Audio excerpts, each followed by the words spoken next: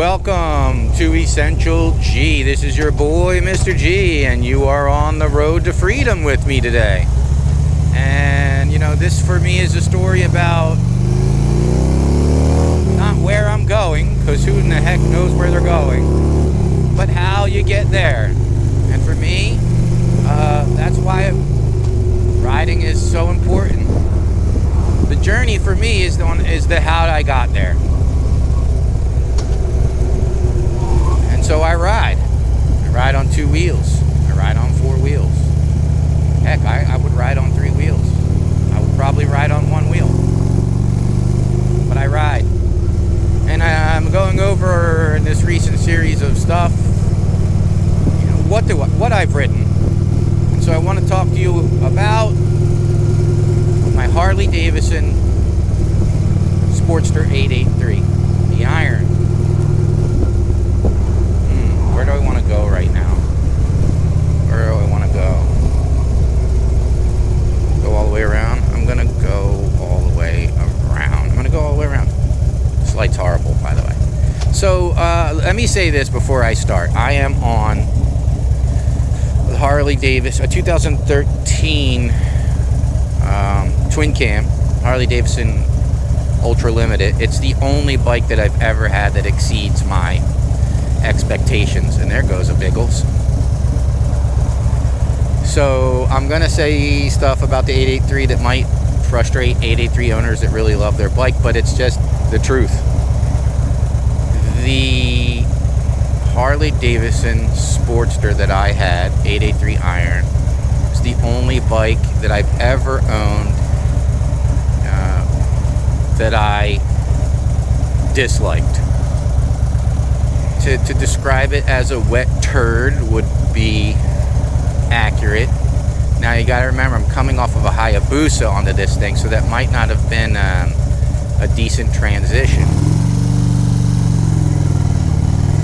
But that's what I did. That's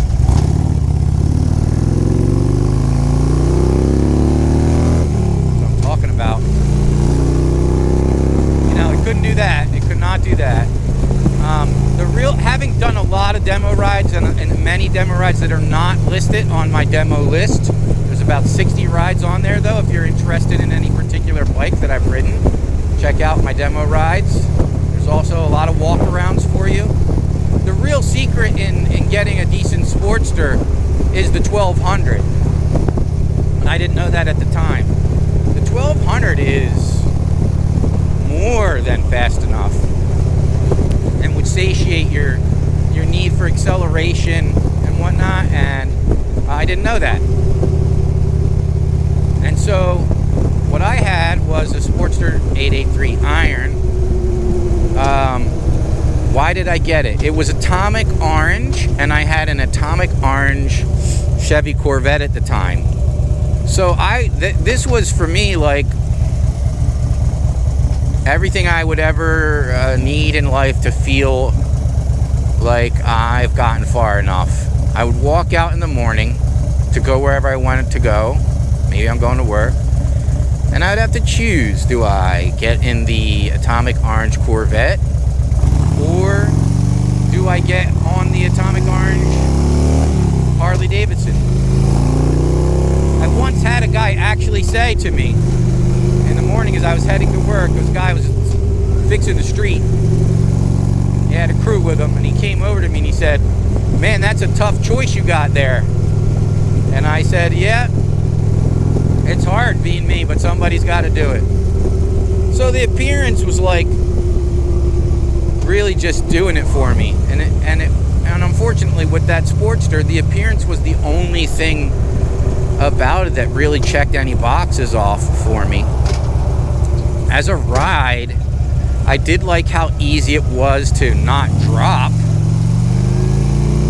but the brakes were horrible, the shocks were horrible, the acceleration was horrible.